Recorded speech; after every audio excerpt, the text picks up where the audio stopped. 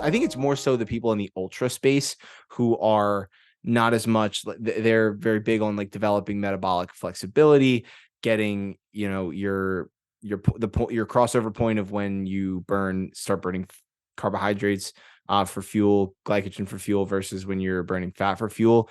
So is there a benefit to one or the other? Do you almost have to like earn the right to run fasted, or like, yeah, I would love to just have you dive a little deeper on this.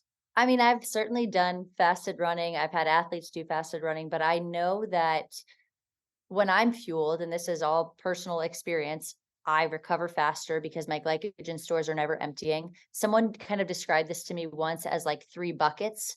And if that third bucket starts to drop, you start pulling from the other two buckets. But if you top that off before you run, those three buckets and they're kind of overflowing, you never get into a place where you're struggling for energy or fuel or bonking. Obviously, for 35 minutes, sure, you can go out with no food in your system and get it done, but then your recovery when you get home, it's all about getting the carbs back in, getting the protein back in, starting to refuel. So you're just starting the process. The process is it goes all the time, 24 hours a day. So it's not like when you sleep and you wake up, you start at zero. Whatever you've had the night before, sure, that rolls over. But we want your glycogen stores to be topped off as much as they can so that you're not searching for fuel along the way.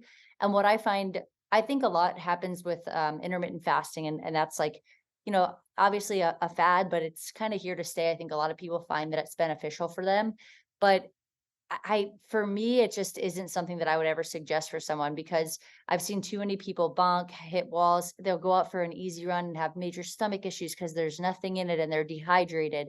And so there's a variety of ways that you can mitigate the stomach stuff by carrying fluid with you or having at least electrolytes to break your fast. But I think it's my personal opinion that you should not be running on empty ever if you can avoid it. I get in the ultra space, it's so different because you're eating along the way. And so you can do that. You could do any of this stuff fasted and not eat a thing. I did a marathon during the pandemic and didn't have a gel or a water with me, which cool, great. And do you know how long it took me to recover from that? You know what I mean? Probably It's like probably very long. it's very dangerous to put yourself in that position, and even looking back, I'm like, "Man, that was crazy of me." Imagine how I would have performed if I actually fueled throughout that, if I actually had some water with me, and, I was 4 years younger then, so I could get away with it, and it is the older that you get, you just learn from your own mistakes or the mistakes of others, and going out with nothing in your system for a 2-hour long run or a 3-hour long run and then feeling great after. You feel light, you feel lean, you've sweated it all out.